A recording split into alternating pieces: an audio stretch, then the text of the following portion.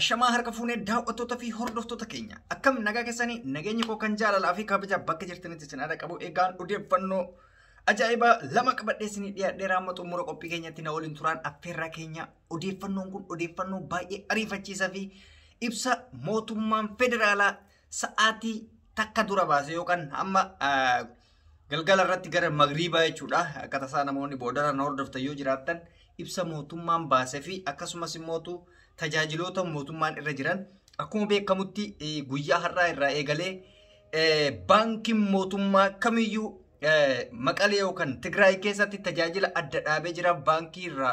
Tajaajilli baankii irraa citee jira. Sababa irraa cireef mootummaan ibseeti jira.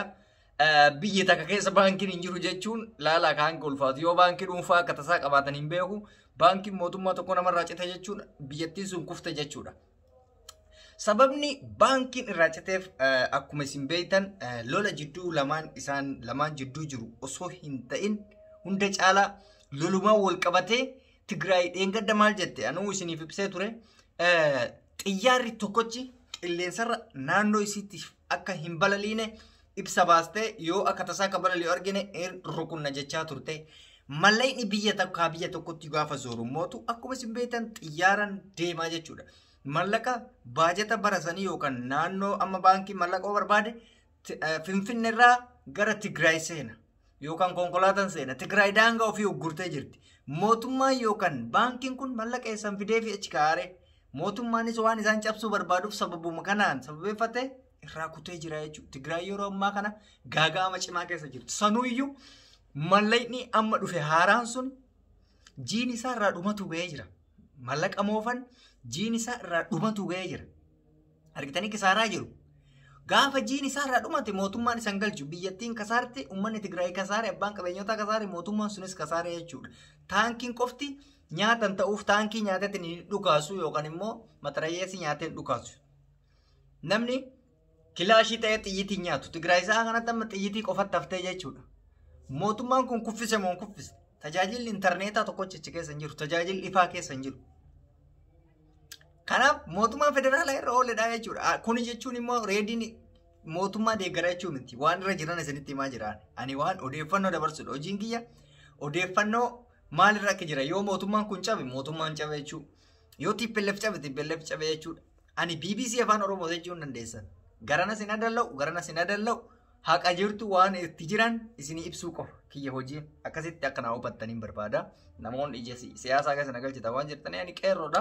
Nan ilaallatu kun lolli biyya lamaanii nan ilaallatu garuu haqa jiru isinii himaa jira jechuudha. Akkasitti tajaajilli baankii irraa cite jechuudha guututti. Yoommoo odeeffannoo kenna kanatti shakkii kan qabaatan taate peejii fuula feesbuukaa muummicha ministeera Itoophiyaa duraanii Dr. Abiy Ahmad jala deematanii ilaala.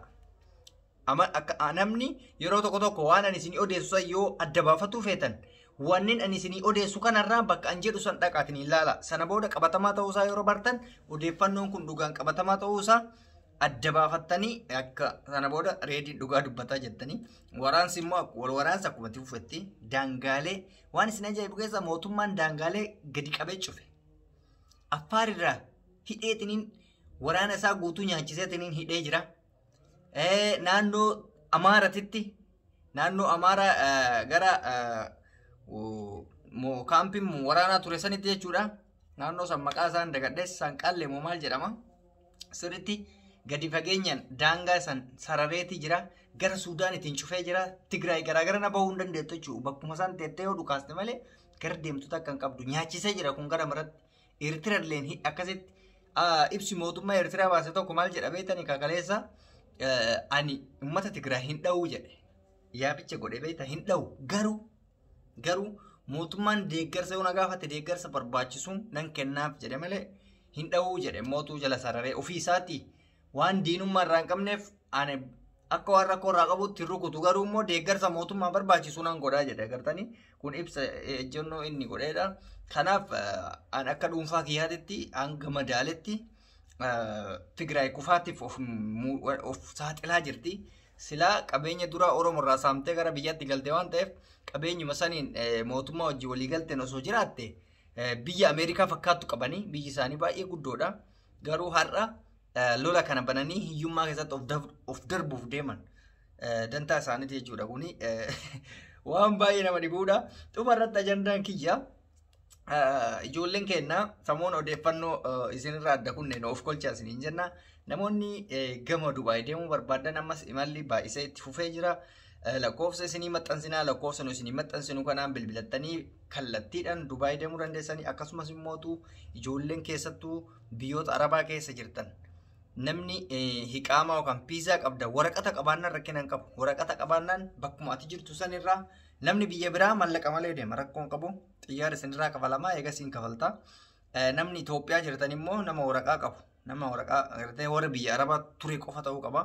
Nama biyya keessa ture yoo ta'e haaraa yoo ta'e kan haaraan banamne gaafa baname isin beeksifnaa. Garuu namni biyya alaa turtee galte yoo jiraatte kallattiidhaan Dubaay deemuu dandeessa. Guyyaa 15 keessatti jireenya kee jijjiirachuu dandeessa. Kun waan baay'ee gaariidha. Maaliif namoonni tokko kun waan maaliif akkas yaa'an biyya alaan wanni deemniif nuti gaaf dura of jijjiira jennee deemna waan ta'eef ati namni sammuu qabu mootu of jijjiira.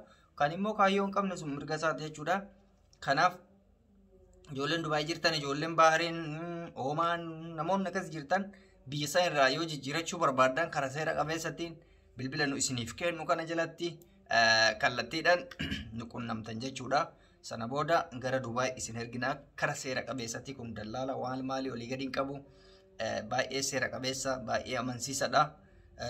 Kallattiidhaan hanga gaafa deemtutti mootuu Itoophiyaa irraa mallaqa kafaltu. Maaliif akka ati hin shakkineef jechuudha. Namni tokko dallaalli mallaqa irraa fuudhee si jalaa dheessa.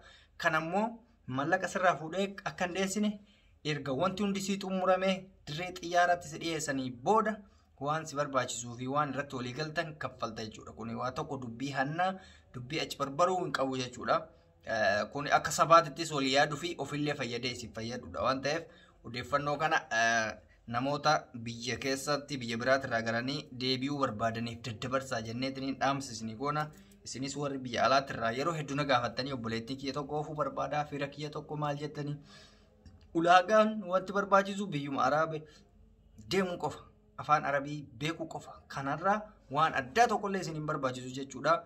Kuni bilbila ani isinii kaa'u qofa irratti immoo kan bilbiltan anarratti isin bilbiltan ana osoo hin ta'in abbaa waan kana hojjetu kallattiidhaan waan isin qunnamsiisuuf kallattii bilbila ani isinii kaa'ee kana descriptionii jala laalladha. Description kan jettu san jala laalladha bilbila kallattiidhaan deemtan jechuudha bakka deemuu barbaadan sana. Egaan daawwattootaa fi hordoftoota jaalatamtoota keenya odeeffannoon jajjabaan nuti isiniif qabannee dhiyaannee har'aaf kana fakkaata.